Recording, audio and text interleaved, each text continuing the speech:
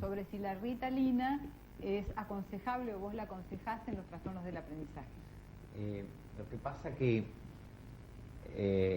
la Ritalina es un nombre de fantasía de un medicamento que se llama realmente metilfenidato. Por ahí Ritalina es la forma farmacéutica más común de todas. En estos tipos de trastornos, en la dislexia o en los trastornos de aprendizaje, muchas veces o con frecuencia hay asociado trastornos de la atención. Cuando los niños, además de tener su trastorno de aprendizaje, tienen trastornos atencionales significativos que son mensurados a través de pruebas, a través de formularios que se le mandan a los maestros, a los padres, la evaluación o una serie de preguntas que uno le hace al niño o ve su historia evolutiva y ve que además de su trastorno específico para aprender tiene dificultades en su atención, fundamentalmente en una atención sostenida, y no hay contraindicaciones, se usa también esta medicación. Pero obviamente esto no mejora un trastorno de aprendizaje. Lo que va a mejorar son algunas aptitudes básicas para aprender, pero no el trastorno. Si el niño es disléxico o tiene un trastorno de aprendizaje de otra manera, puede tomar 20 frascos de Ritalina que no le va a hacer nada. Lo que va a mejorar es esta parte que tiene que ver con la atención. Si no son sinónimos trastorno de aprendizaje y Ritalina, de ninguna manera. Hay algunos, porque hay niños hiperactivos y desatentos que son brillantes en la escuela. No es un requisito. Algunos fracasan, pero otros son tan inteligentes que a pesar de ser muy hiperactivos y muy desatentos, van muy bien en la escuela. Marta de Grunbein dice: mi nena de 11 años no se concentra en la lectura ni la interpreta. Tiene una mala base de primer grado. ¿Dónde se puede tratar? Y pregunta si sería disléxica. Claro, eso no es sinónimo de dislexia, ¿no? Puede ser que esta chica tenga otros intereses, esté pasando o una mala metodología de aprendizaje. Pero bueno, en principio... Claro, sucede que en ese caso hay que ver por qué no le gusta acercarse a la lectura. ¿Desde cuándo no le gusta acercarse a la lectura? ¿Cuáles son las características de ese chico que no quiere leer? Dice, no la interpreta. Y se podría consultar. Primero tienen que hablarlo con su pediatra y seguramente el pediatra va a solicitar alguna consulta más especializada. Quizás lo ideal es empezar a partir del neurólogo, porque un poco es la cabeza del equipo en este tipo de tratamientos. Doctor Donari, ¿qué opina? ¿Qué pasa con un niño de 12 años que toma hipertensal? Es hiperactivo y tiene síndrome disatencional. ¿Produce esta medicación adicción? Dice Eduardo del Barrio Mara. No, de ninguna manera. El hipertensal es una medicación que se usa hace relativamente poco, que es un antihipertensivo, que es una medicación que no produce adicción, que se usa en algunos lugares bastante en los Estados Unidos y hace muy poco tiempo se empezó a usar acá. Es una medicación efectiva, de muy bajo costo. Creo que una cajita de 30 comprimidos vale 2 pesos, así que es un medicamento que el laboratorio que lo usaba como antihipertensivo, pero una medicación de segunda línea. Se reconoció a partir de mucha información que vino de otros lugares que la guanfacina era una droga muy útil, sobre todo para los trastornos de conducta, básicamente, no tanto para el síndrome desatencional, pero sí para algunas formas de trastornos de conducta. Es efectiva, se usa y bueno, y tiene sus indicaciones. ¿Y no produce adicción? No produce adicción, y además lo que produce es mucha hipotensión. Hay que tomarla con mucho cuidado, porque si el niño es medio hipotenso y toma mucha guanfacina, va a estar a los tumbos todo el día, así que... Bien controlado por el médico. Claro, hay que tomarle la presión, pero es una medicación muy efectiva. Yo creo que es un recurso terapéutico que tiene ciertas indicaciones, que es asequible desde lo económico, y creo que es muy útil y que está muy bien indicado en muchos pacientes. Marta, de Ingeniero Guay, dice: mi hijo de 9 años anda bien en la escuela, pero no quiere leer en lo absoluto. Leer como actividad placentera, como extra. No nos especifica más. Esto tampoco tiene nada que ver con la dislexia, ¿no? Digamos, esto tendrá que ver otra vez con los intereses del niño, con pues quizás es un chico muy activo, muy de descarga motora, que bueno, la actividad de lectura implica Si anda bien en la escuela por ahí, puede ser que ande bien en otras áreas. Seguro. Y ande pero mal otras áreas específicamente. implican que comprenda lo que lee, por ejemplo. Claro. Entonces, si comprende lo que lee, no tiene problemas en el proceso lector. Luisa, del Noroeste, dice, ¿qué opinan del método SELEC? Esto es para Diana, me parece. Bueno, el método SELEC es un método que fue ideado para que los chicos con síndrome de Down inicien la lectoescritura. Hay chicos en los que ha dado muy buenos resultados, se trabaja a partir de imágenes en computadora, es un recurso más. Yo diría que no es la base de un tratamiento, sino que es un recurso más, como cualquier otra aplicación que se haga a través de la computadora.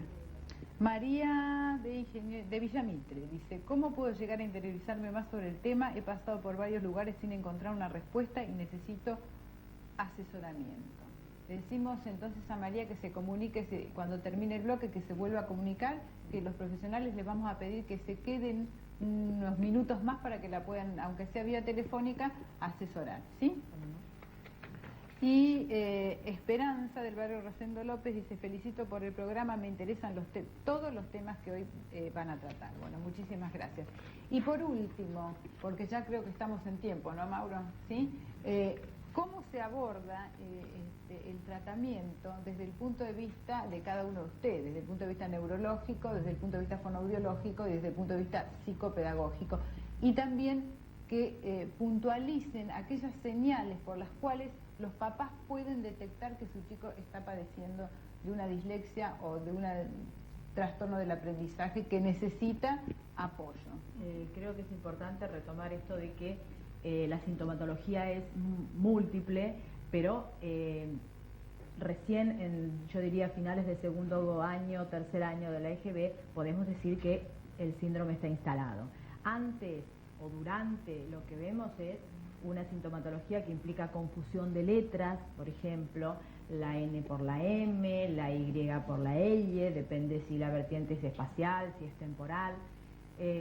No puede relacionar el sonido con la letra, con la letra escrita. o al revés. O junta palabras, eso se llama aglutinación de palabras, o las separa mal, o las omite. Puede separar en sílabas, es decir, erróneamente. Lo que pasa es que todo esto que estoy describiendo es normal y esperable en el chico que está aprendiendo. Las inversiones que decíamos antes, entonces hay que tenerlas en cuenta para vigilarlas, pero no para hacer alarma y salir corriendo o poner el rótulo de disléxico a un chico que tiene 6 años, 7 años. ¿El abordaje desde el punto de vista fonoaudiológico, Adriana? Bueno, un tratamiento desde el punto de vista fonoaudiológico se inicia a partir de la aceptación del problema, no solo por parte del chico, sino también de la familia. Esto es importante. Luego, desarrollar todo lo que se denomina recursos compensatorios, es decir, que este chico sea hábil en utilizar distintos recursos y crear nuevos hábitos de estudio que lo van a ayudar en el momento en que lo necesite. Además, van a tener que trabajarse los dispositivos básicos de aprendizaje que se encuentran descendidos y comprometidos.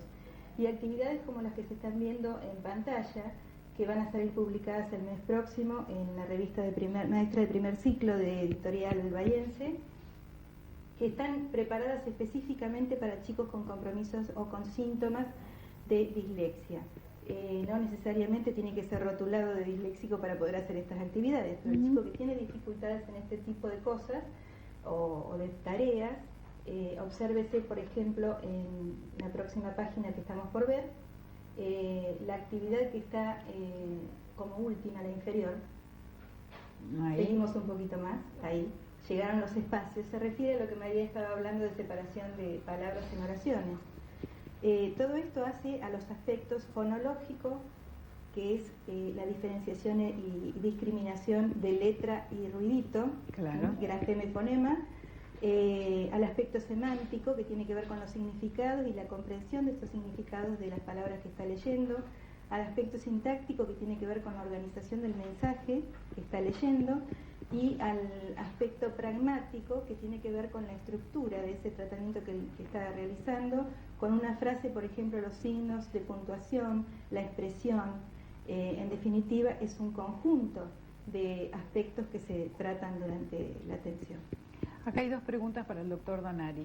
Una que supongo que es una mamá que está bastante angustiada, que es Silvia del barrio Anaposta, y dice: hace 20 días tuve un bebé, en el trabajo de parto tuve un pico de presión, me medicaron para normalizarme y cuando nace el bebé estaba morado, lo reanimaron con máscara y reaccionó. ¿Le puede pasar algo? ¿Puede tener secuelas? Lo más probable es que no. Con mucho que no. Lo más probable es que sea un bebé sano, normal, inteligente. Probablemente haya que controlarlo y ver cómo va y por ahí el pediatra lo va a tener que examinar con los ojos más abiertos que a otro niño, pero seguramente le va a ir bien. Bueno, tranquilidad para Silvia. Donari, mi hija es epiléptica, ¿tiene alguna predisposición a sufrir estas patologías que estamos tratando? Dice Rubén de Punta Alta. La epilepsia es un espectro de cuadros y de... la mayoría de los niños epilépticos, casi el 80, o yo diría que el 80% son intelectualmente normales y pedagógicamente normales. Hay un grupo pequeño de chicos epilépticos que pueden tener alguna disfunción escolar, pero la inmensa mayoría son niños normales. Doctores, se nos fue el tiempo. Lamentablemente hubo muchas preguntas, hubo mucho interés, así que bueno, les agradezco muchísimo haber estado. Mauro, ¿me pasas una más? Pasa. Me dicen una más, que conteste una más. A ver, dice Susana: tengo un nene de 7 años que copia muy lentamente del pizarrón, no sabe leer, ¿es un déficit de la atención? 7 años. No, habría que ver si es un déficit de atención. Yo creo que vale la pena la consulta, pero bueno, para precozmente poder detectar si hay alguna dificultad. Hasta ahora, 7 años, supongo que estará en un primer año, no podemos decir nada, pero bueno, empezar merece la consulta, ¿no? El déficit de atención es un trastorno, es una sintomatología frecuente en los chicos que hacen disfunción a esta edad. Lo que pasa es que no solamente al chico le va a pasar esto, no solamente no va a saber leer ni va a copiar lento del pizarrón, va a tener muchos otros síntomas. Va a ser un niño inquieto, difícil, va a tener una historia previa. Si no solamente le va a pasar, no esto nada más. O sea que hay que evaluarlo. ¿Se quedan? Me prometen que se quedan un ratito, así la gente que está interesada llama por teléfono y bueno, hace las consultas, la gente que se quería relacionar y que no encontraba respuesta a algunos problemas. Bueno, aquí tiene la oportunidad. Gracias, muchísimas gracias por estar. Ustedes no se vayan, nosotros vamos a hablar de acuscopía, que es la nueva cirugía que se está utilizando en niños pequeños, y además vamos a hablar de enfermedad de Alzheimer y de los trastornos mentales de las grandes ciudades. Así que quédese ahí. Buenas noticias para su salud. ¿Qué es la acuscopía? Tanto a los profesionales de Bahía Blanca como los invitados especiales de Neuquén, de Tucumán y del Sol Marido de Ludovica de La Plata. Vamos a ver la primera parte de esta nota. Bien. Los cirujanos infantiles siempre deseamos de resolver las cosas con el menor grado de injuria para el niño, justamente para el niño. Bien, este recurso endoscópico, videoendoscópico, nos permite solucionar gran cantidad de problemas. Las indicaciones se han aumentado notablemente en los últimos años, con un mínimo de injuria. Cuando hablamos de mínimo de injuria, ¿qué incisión podemos hablar? Todos los procedimientos endoscópicos se manejan por vía percutánea, con trócares desde muy finos, tales como de 2 milímetros, 3, 5, 10 milímetros a lo más. Es decir, esas serían las puertas de entrada que generalmente depende de la patología abordada, pero puede ser torácica, puede ser abdominal, pero generalmente 1, 2 o 3 vías de entrada nos permiten resolver en general la mayoría de los problemas que se nos presentan. Cuando habla de la mayoría, ¿de qué problemas concretamente está hablando? Por ejemplo, ¿qué tipo de cirugía? ¿Un apéndice, una hernia? Justamente, un poco la difusión de los procedimientos endoscópicos casi para la formación de todos nosotros empezó con la patología de la vesícula biliar, la patología de la vía biliar, que la creíamos rara, la creíamos casi inexistente en los primeros años de nuestra formación en la cirugía infantil, pero luego con los procedimientos diagnósticos, con la difusión de la ecografía, se empezaron a ver cada vez más niños dolientes de patología biliar. O sea, niños con cálculos en Niños con litiasis biliar. Ajá. Niños ¿Cuáles serían las causas? Las causas, yo creo que hay muchas donde de origen metabólico, hábitos de vida, sobre todo hábitos alimentarios. Demasiado Y seguramente es un manejo, yo como cirujano todavía no lo puedo decir, es un manejo que lo tienen los gastroenterólogos. He escuchado discusiones entre ellos, no hay un común de acuerdo, porque también está la otra postura, dice que estamos encontrando más porque se diagnostican más, porque se ven más. Porque hay métodos de diagnóstico más precisos. Pero la realidad que en los últimos años, y debo hacer hincapié que en el Hospital de Niños de La Plata, el Sor María de Ludovica, de donde nosotros provenimos, operamos exclusivamente a aquellos pacientes sintomáticos, es decir, aquellos pacientes que concurren a la consulta por presentar algún trastorno digestivo, de dolor, de inflamación. Estamos escuchando al doctor Martín Millán del Hospital Sor María Ludovica de La Plata, y también estuvimos con el doctor Javier Espelitza, que es un médico cirujano infantil de aquí de Bahía Blanca, y le preguntamos acerca de las ventajas de la cirugía esta por acuscopía o videoendoscopía y la cirugía tradicional.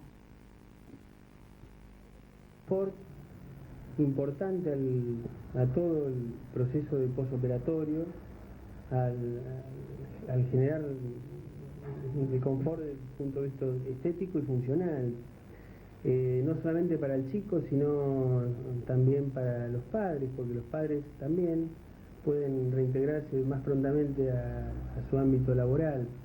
Digamos que el reposo posoperatorio sería muchísimo menor.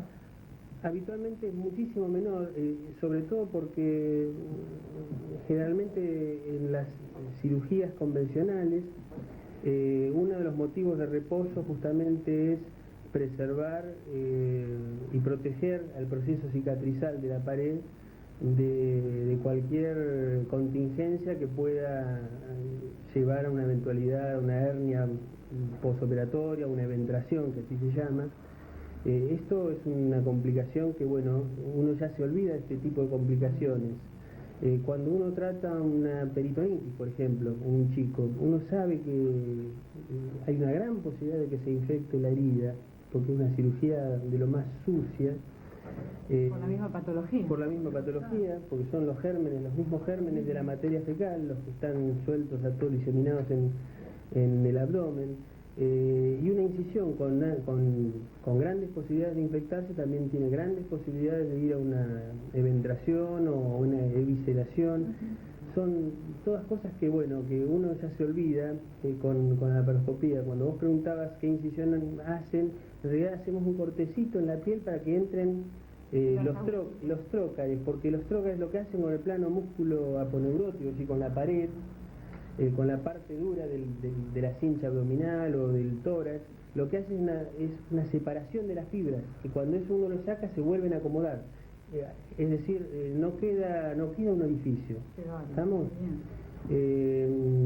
Realmente son innumerables las ventajas, no solamente desde el punto de vista terapéutico, sino como herramienta de diagnóstico, porque al contar con instrumentos tan finitos, realmente ante una duda diagnóstica en un paciente que necesita, uno piensa que puede necesitar una cirugía y nos pasa a los médicos, no siempre estamos 100% convencidos de cuál es el origen de la afección. Ustedes echan un vistazo de manera... No es malo con una agujita, eso es como si fuera una punción del abdomen. Miramos, lo que pensamos, y a mí personalmente me ha pasado con chicos chiquitos, y pensar realmente, será una apendicitis, y ver que con una agujita de 3 milímetros, y ver, el apéndice está bien, vamos a sacar, se terminó el procedimiento, y bueno, podemos tomarnos el tiempo para seguir el cuadro de esa criatura con el mínimo daño, y evitándole lo que antes se llamaba una laparotomía exploradora. Es decir, en el ámbito, en la jerga de los cirujanos, existe un término que es la laparotomía exploradora. Bueno, tenemos más notas, es extensa la nota y es interesantísima. La vamos a pasar dentro de unos momentitos nada más, pero antes, como no queremos olvidarnos de aquellos que ya no pueden recordar, hoy vamos a tratar la enfermedad de Alzheimer, así que le doy la bienvenida a los invitados el doctor Oscar Pizarro Leiva, el licenciado Rodolfo Schmidtke, lo dije bien, ¿no? Clara Insaurralde, que es la coordinadora de ALMA, de aquí de Bahía Blanca, y Carmen Fioramonti, Fiorentino, una que dije mal, Fiorentino, que es familiar de un enfermo de Alzheimer. ¿Quién está enfermo de tu familia? Tu mamá. ¿Cómo viviste la enfermedad? ¿Cómo comenzó? ¿Cómo empezaste a darte cuenta? Lo primero fue la falta de memoria, las cosas inmediatas. Por ejemplo. Ella, por ejemplo, estaba a cargo de la cocina, cocinaba y empezó a olvidarse de ingredientes en las comidas, de poner cosas que faltaba, por ejemplo, hacer una tarta y no completar lo que había dejado en la mesada para poner. Bueno, los pequeños olvidos se fueron sucediendo. Íbamos al neurólogo porque a su vez ella sufre de el mal de Parkinson, y allí fuimos cambiando de medicación, pero evidentemente la memoria cada vez iba perdiéndose más, y ya se empezaba a olvidar inclusive el fallecimiento de hermanos de ella. Las fechas del fallecimiento. Sí. O pensar que estaban vivos. Que no, como cuando se murió, como no me dijeron. Después reacciones de agresividad, no atención a lo que uno a lo mejor hablaba, o mirar la televisión o la radio y olvidarse detalles de lo que estaba viendo. Así fueron, digamos, que fue avanzando a través del tiempo, ¿no? Doctor, ¿cómo definiríamos la enfermedad de Alzheimer y cuáles son las últimas investigaciones acerca de las causas? Porque se habla de una proteína, no sé, nombres raros para la gente que por ahí no conviene decirlos, pero hay nuevas investigaciones y que esto da esperanza tal vez hacia una posible solución, porque hoy día solución no hay. Sí.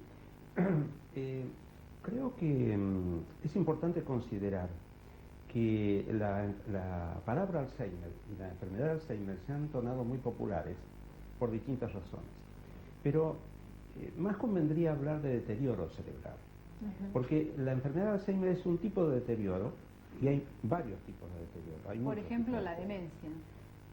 La demencia es lo que sería el resultado del deterioro cerebral. Y la demencia consiste en una pérdida de ciertas de las capacidades cerebrales. Yo soy mi cerebro, tú eres tu cerebro, ¿sí? Si el cerebro empieza a deteriorarse, uno empieza a dejar de ser quien era. En la narración que la señora hace de su mamá, se ve claramente cómo el cerebro, frente a su propia deterioro, apela a cualquier recurso. Por ejemplo, traer viejos disquetes, digamos, y entonces uno se empieza a encontrar con que la persona empieza a funcionar con disquetes de cuando tenía 7 años, u 8 años, o 10 años, lo que es sorprendente y doloroso, porque uno deja de encontrarse con la persona que conocía, es otra. Es otra. Ahora, tienen algunos periodos, digamos, de lucidez, ¿no? Yo escuché una vez a un enfermo de Alzheimer que le preguntó a su mujer, decime, ¿cuándo dejé de ser yo mismo? Sí. Ellos se dan cuenta.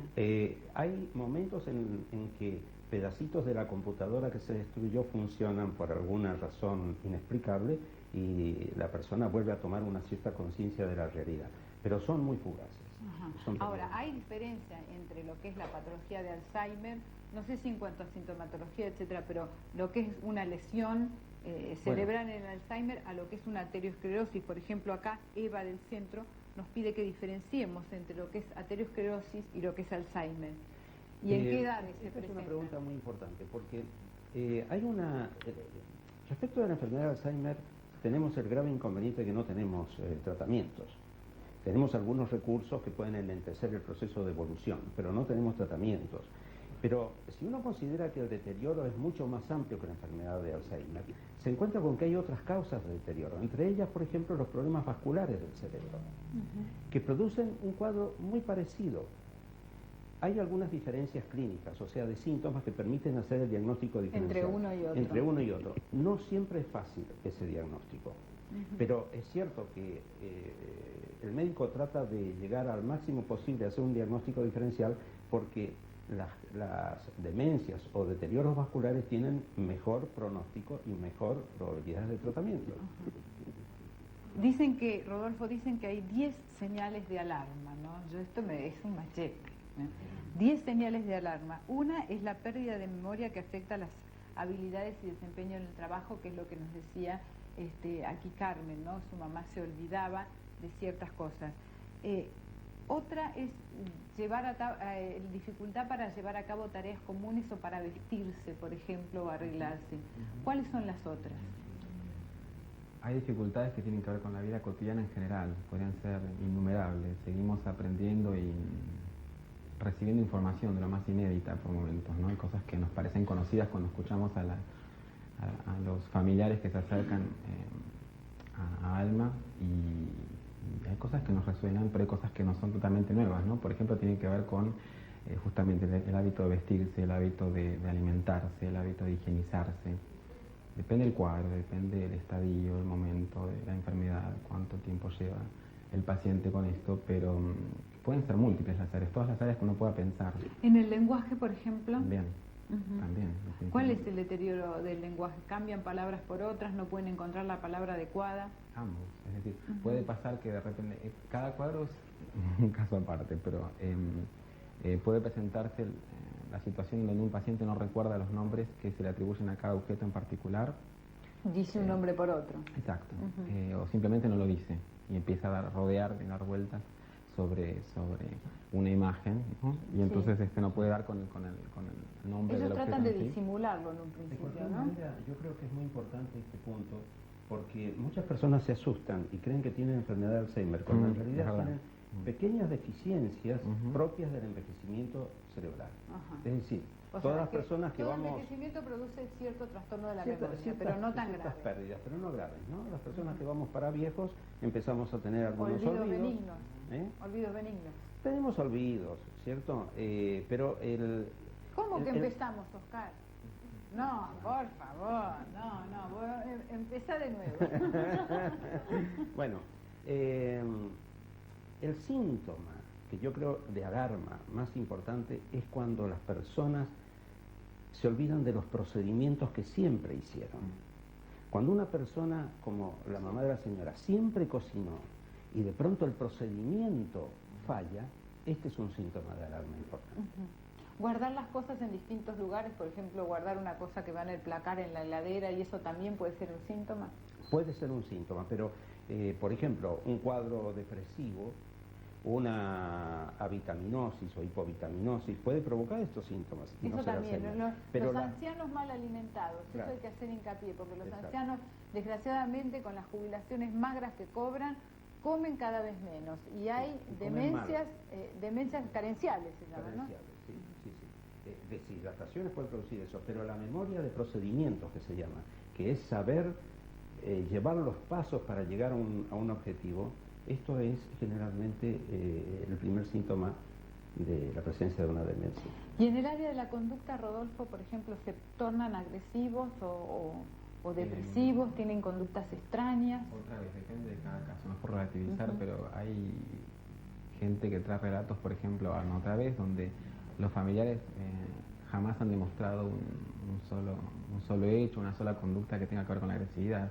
Hay gente que cuenta esto como algo más recurrente, hay gente que se sorprende porque luego de una larga etapa de enfermedad, en un momento dado aparecen con algo totalmente inesperado, ¿no? Una agresión, pero puede tener que ver con un montón de cosas. Un ejemplo puede ser con el hecho de ser conscientes, como decías anteriormente, en algún momento pueden realmente ser conscientes de lo que les está pasando, y la misma frustración, ¿no? La misma bronca que esto puede generar y el grado de conciencia que pueden tener con respecto a esto, bueno, debe ser algo bastante difícil de manejar, y eso a veces nos puede pasar a cualquiera cuando no logramos, digamos, llegar a objetivo, digamos, con alguna acción cualquiera. Por eso él decía, con gente con cierta edad, todos tenemos olvidos y todos tenemos ciertas situaciones que a veces no podemos manejar, pero imagínense cuando uno es consciente que tiene momentos donde puede manejar la computadora central y otros momentos en que no, si uno es relativamente consciente, debe ser muy difícil de bancar esto, ¿no? De sostener. Y bueno, y después esto todo genera una situación en la familia, que es lo que viene, digamos, a dar alma en general, que no estamos en alma, digamos, escuchamos mucho esto, ¿no? Los familiares empiezan a notarlo, en general, tardíamente, ¿no? Para cuando un paciente está llegando a alma, a un familiar, nos damos cuenta que hace un tiempo que la enfermedad se declaró. Me dicen de hacer un corte, hacemos una pausa y luego seguimos.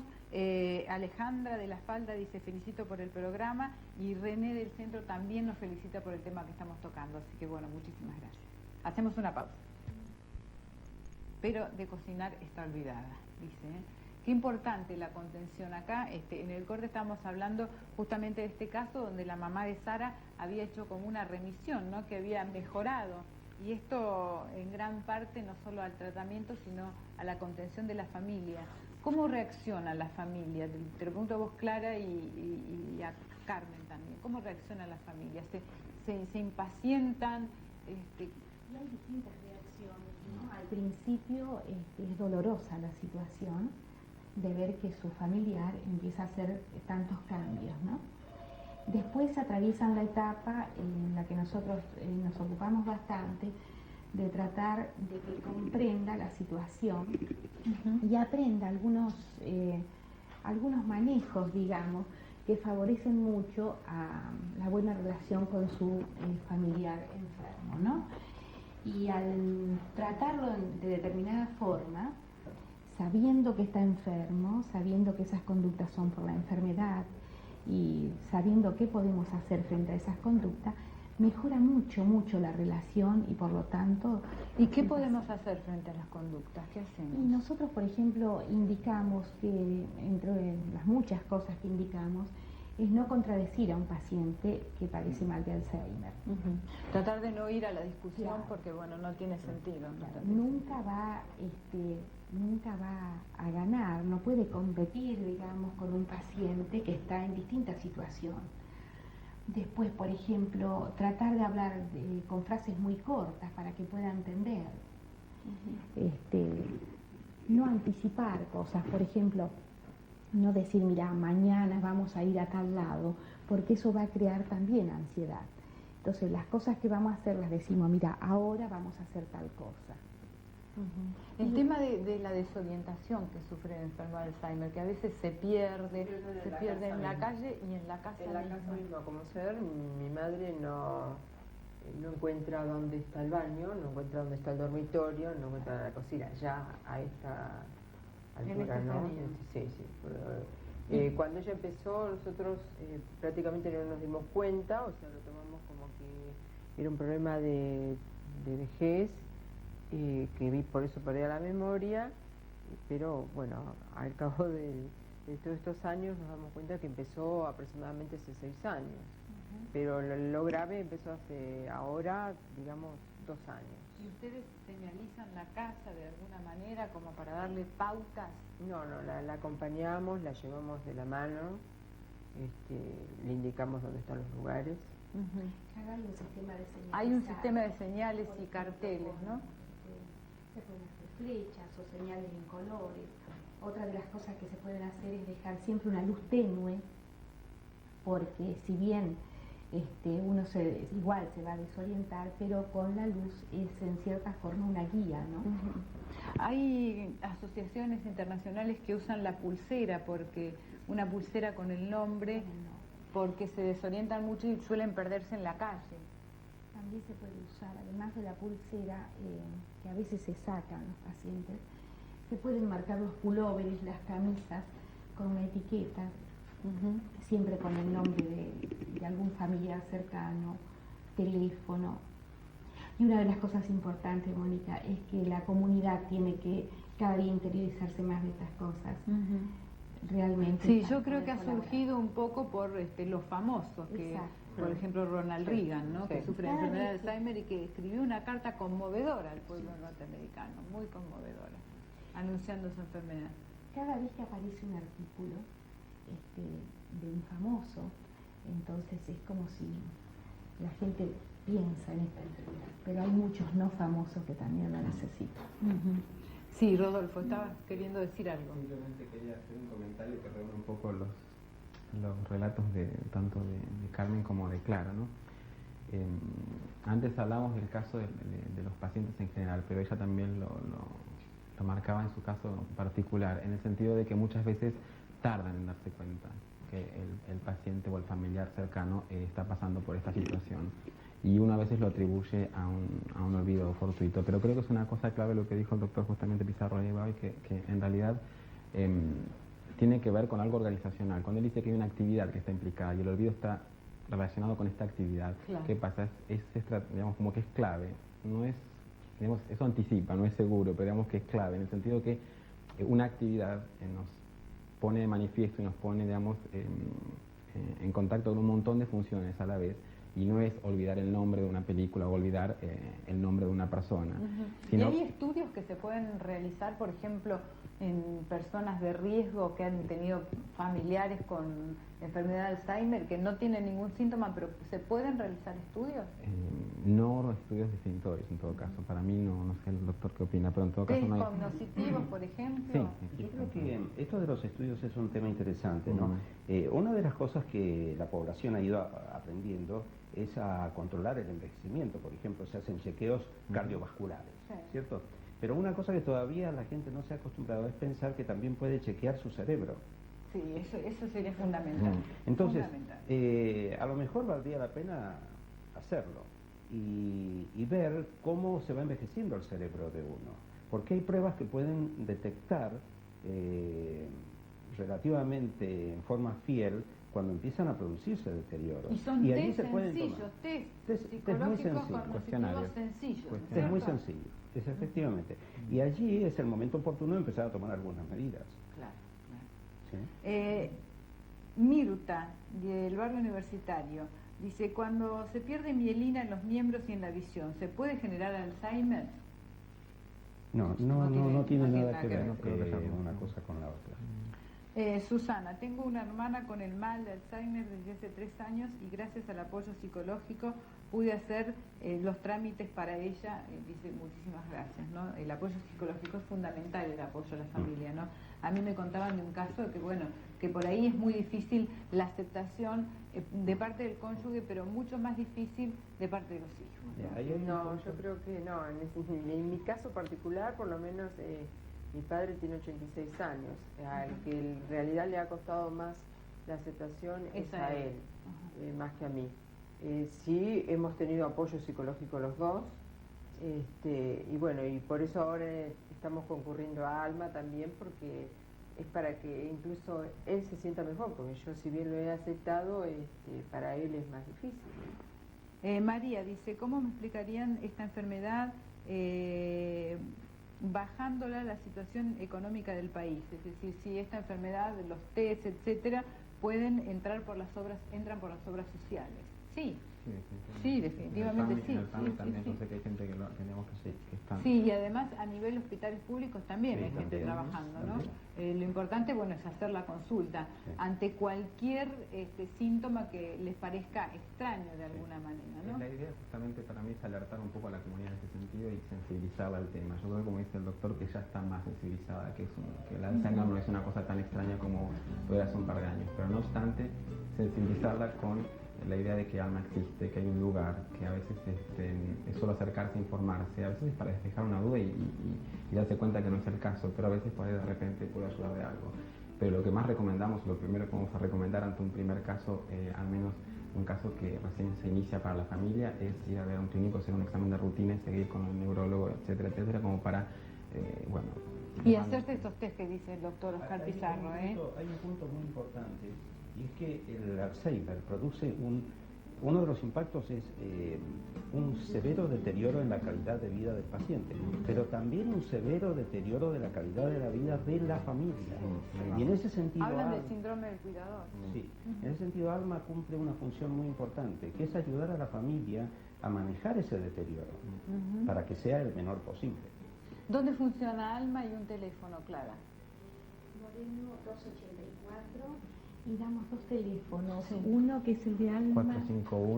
4500, creo que lo tiene la producción. 451, 4500, pero lo tiene la producción, así que todo el mundo que se quiera comunicar puede hacerlo, sí. ¿Tengo alguna pregunta más? Si me dan, ahí está. La última, porque ya no tengo más tiempo. ¿Dónde se pueden hacer estudios para saber si el cerebro envejece? Y felicitaciones por el tema, dice Ana, del barrio universitario. En Alma, por ejemplo, hay psicólogos, ¿no? Sí, no, bueno, estoy yo, pero digamos, como estamos la gente que trabajamos en la comunidad. El servicio de neurología y de psiquiatría del Hospital Municipal o del Hospital Pena también tienen personal. Y si no, dirigirse a Alma. Que en general vamos a mandarlos a los mismos lugares, en definitiva, porque en Alma no se hace esto, quería decir, estamos como para orientar al familiar, pero no para hacer tratamientos con el paciente directamente o para hacer este tipo de baterías, en todo caso. Pero en función de orientarlos, sí por supuesto, orientarlos, esa es la idea. Bueno, doctores, muchísimas gracias a todos y sigan esta lucha. Y ya saben que tienen el programa a disposición de ustedes para cualquier evento o cualquier noticia que quieran comunicar. Qué bueno, doctor, que él estuvo con nosotros presente, no en el estudio, sino en una nota. Saludos para él. Bueno, bienvenidos, doctor Guillermo Girola y doctor Sergio Gerstein. Y bueno, y estábamos hablando, yo planteé el tema como las enfermedades mentales o las enfermedades psicológicas o psiquiátricas de las grandes ciudades.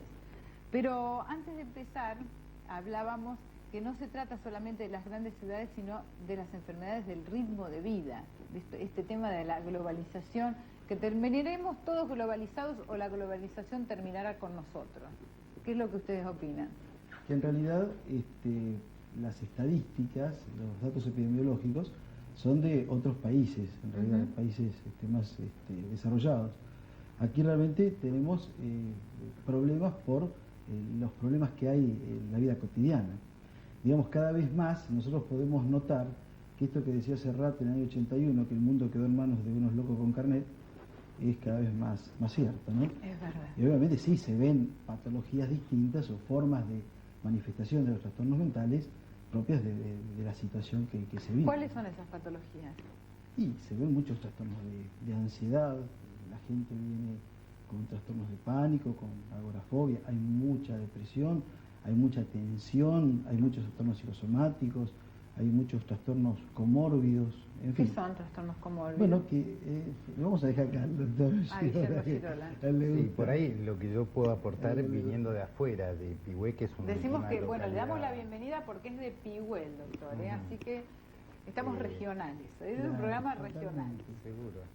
Y que justamente charlando este tema, digamos, y escuchando en el último congreso, digamos, trabajos de grandes ciudades y demás, uno realmente pensaba, bueno, pero nosotros en Argentina vivimos una situación particular donde estos problemas los tenemos también en las pequeñas poblaciones. Si bien yo estoy en Pigüé hace una década, soy de Buenos Aires, me salí de la gran urbe por todo lo que significaba. Por decisión propia. Seguro, como un proyecto familiar y profesional. Pero, digamos, en una década yo ya estoy viendo en Pigüé, digamos, cuando recién llegué, la gente venía diciendo esta gran palabra, la depresión. Y hoy viene un chacarero diciendo, tuve un panic attack, ¿no? Y tuve digamos, esto en 5 años atrás no lo veíamos. Y hoy tienen los mismos cuadros que en las grandes ciudades. Y bueno, esto de la globalización que decías al principio, el chateo, el internet, el email, llega... Sí, digamos, los 2 o 3 trabajos, entonces, el hecho de competir, porque la competencia es feroz y no importa cómo sea esa competencia, ¿no? Es el gran problema. La gente... También acá en este trabajo, que bueno, creo que son conclusiones del curso que fueron ustedes la semana pasada a Mar del Plata, habla de trastornos vinculados con la falta de empleo. Es cierto. Esa es otra realidad. Que no solamente se ve en las grandes ciudades. Lo que pasa, como dice ahí en el trabajo, en las ciudades están todos los empleos, pero además es donde se delata la falta de empleo, más que en otros lados. Pero realmente hay grandes problemas en las ciudades pequeñas, agrícola-ganaderas, los que dependen del campo, también se ve mucha gente desocupada y mucha gente muy preocupada por los problemas que tienen los campos en este momento, que también sufren los problemas de tensión y cada vez hasta se están empezando a ver problemas de adicciones. Adicciones en las pequeñas ciudades. Esta es la comorbilidad que quedó latente en la otra pregunta, digamos, son todas esas patologías que se asocian a un cuadro determinado. ¿Y la Entonces, fatiga crónica, por ejemplo? Bueno, ¿Qué es el eso. síndrome de fatiga crónica? ¿Cómo lo definen desde el punto de vista psiquiátrico?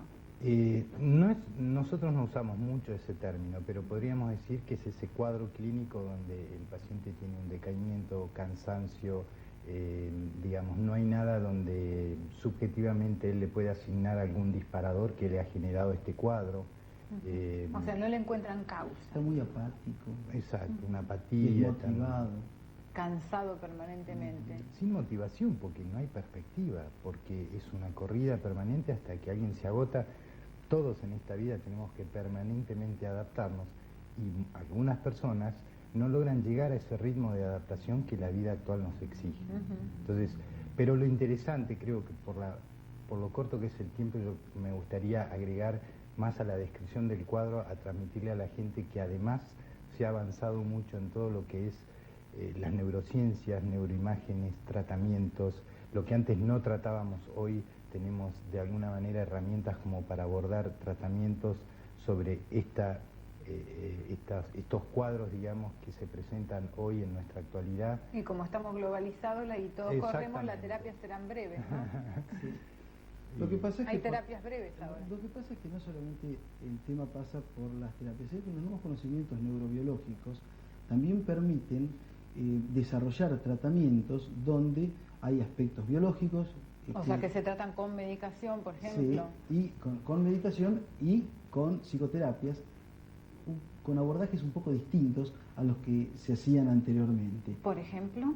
Y, por ejemplo, la terapia cognitiva comportamental, que es más, son tratamientos más cortos y más dirigidos hacia el síntoma, conjuntamente con medicación para los trastornos de ansiedad, por ejemplo, para las agorafobias, para los trastornos de pánico. Son pacientes que, no sé si se podría hablar de una curación, pero se puede hablar seguramente de una muchísimo mejor calidad de vida, que lo pone en condiciones de poder estar viviendo dignamente en un sistema donde, bueno, es un poco difícil a veces sobrellevar todos los problemas. ¿Hay una edad donde se ven más, se observan más este tipo de trastornos? ¿Es la edad donde uno tiene mayor compromiso en la vida o donde tiene mayor ritmo laboral o no? Cada vez vemos que las edades, digamos, son mucho más flexibles y hoy estamos hablando de depresión en los niños, de lo que se hablaba de distimias. Entonces, antes o en el bloque anterior cuando hablaban de Alzheimer, cada vez la edad de inicio, según todos los estudios, bueno, se le va achicando, es decir, que se va haciendo más amplia la cantidad de gente. Y cada vez, bueno, lo importante de las acciones preventivas, justamente donde uno puede, a medida, digamos, de ir detectando más precozmente todo este tipo de cuadros, seguramente el pronóstico, la evolución va a ser distinta. ¿Y cuáles serían las medidas preventivas? Porque, bueno, a veces uno va al médico y el médico dice, usted lo que tiene que cambiar de vida, mire, usted tómese las cosas con más tranquilidad. Pero uno no puede. No puede porque está inmerso en un ritmo que por ahí no le permite, ¿no? Lo que pasa es que las medidas preventivas fundamentalmente tienen que ser bastante más generales y uno tiene, seguramente las medidas preventivas las vamos a ver más adelante, cuando además que se tienen que empezar a implementar por una cuestión ecológica, porque si no nos vamos a quedar todos muy mal y vamos a vivir todos muy mal. Es un poco el tema de la inseguridad, el tema de las adicciones, el tema de que hoy un chico sale a la calle, antes decía, la mamá decía, pero qué cosa que no llegó, ahora dice, ¿qué le habrá pasado? Seguro. Digamos, hay mucha antes salíamos violencia, a andar en bicicleta, andábamos por el barrio, íbamos a las casas de los amigos, ahora no. Claro. Ahora no, ahora los padres llevan y traen los chicos a la escuela, a la casa del amigo. O sea, las medidas preventivas tienen que venir de la mano de planes gubernamentales, es muy importante. Yo me estoy preguntando muchas veces qué va a pasar con los chicos que hoy nacen y empiezan a desarrollarse con una mamá que está ausente, con un papá que anda corriendo, qué va a pasar con ellos cuando sean más grandes. Nosotros, nuestros papás estaban un poco más de tiempo con nosotros, ¿no es cierto? Bueno, yo creo que todo el problema de esto va a incrementarse seguramente, hoy hablamos de la leche, lo que comentabas hoy, el tema de la leche. Exacto, rescatar los valores y las cuestiones de la cultura que vale la pena, digamos, este ritmo de vida nos lleva, y la medicina, yo creo que ha cometido un gran error al promocionar leches maternizadas, que no es solo Ahora se el está producto, volviendo, bueno, justamente a esta cuestión del amamantamiento, pero no tiene que ver solo con el producto, que además es mejor, sino con el vínculo donde ahí la madre transmite un montón de seguridades, de afectos, de valores, digamos, que se fueron perdiendo, digamos, ¿no? Y perdimos varias décadas. Entonces, recuperar esto, como decía el doctor Gersten, el resultado lo vamos a ver unas décadas más adelante, cuando realmente la madre pueda cumplir estos roles. En la vida actual, y creo que se puede, hay que organizarse tal vez de una manera diferente, pero se puede, digamos. De hecho, mucha gente lo está haciendo y hay un montón de programas que apuntan, digamos, no solo por el tema del niño o no solo lo hace la sociedad de pediatría, sino que además por todas estas cuestiones que tienen que ver con los problemas que estamos viendo de adaptación, los problemas en la adolescencia, los problemas que tienen que ver con esa formación de ese chico, ¿no? O sea que habría que establecer prioridades, ¿no? Claro. Y por ahí no poner como principal motivo de mi vida el tener, sino el ser, ¿no? O sea, el ser por ahí buenos padres, el ser padres que acompañan a sus hijos, el ser esposos que comparten y no el hecho de tener, ¿no? Porque el tener significa querer tener cada vez más. O sea, uno tiene algo y yo a veces veo y digo, ¿por qué este tipo trabaja 18.000 horas con todo lo que tiene? Porque quiere más. Pero yo creo que tampoco es, digamos, uno debería explicarlo. Yo lo veo por ahí más en los pueblos y demás, ¿no? Cuando alguien logra pasar de la leña al gas, ¿no es cierto? Sí. Qué importante.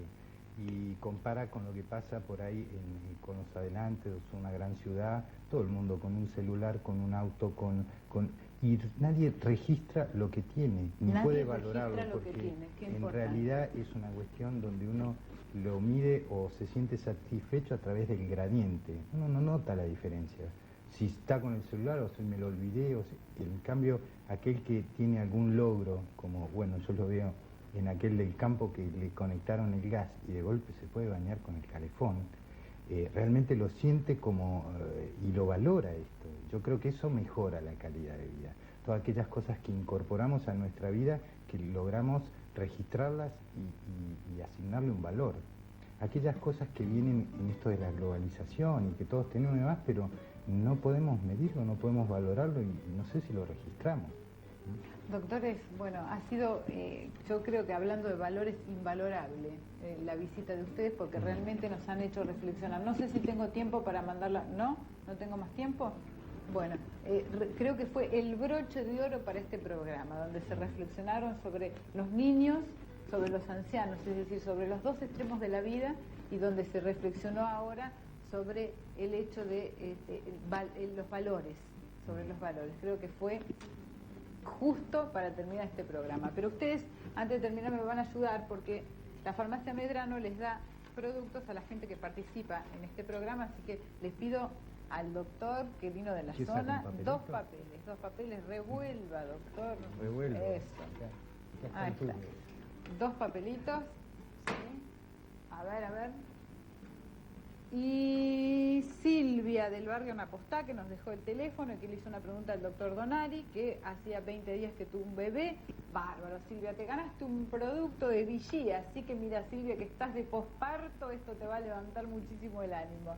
Y Eduardo del barrio Mara, que preguntaba qué pasa con un niño de 12 años que toma hipertensal. Bueno, Eduardo, también te ganaste un producto de Vichy de Farmacia Medrano que podés quedar bien con tu señora perfectamente. Y ustedes también van a quedar bien con su señora porque hoy llegan tarde a la casa, pero van con un regalito de Vichy. Así que bueno, muchísimas gracias por estar.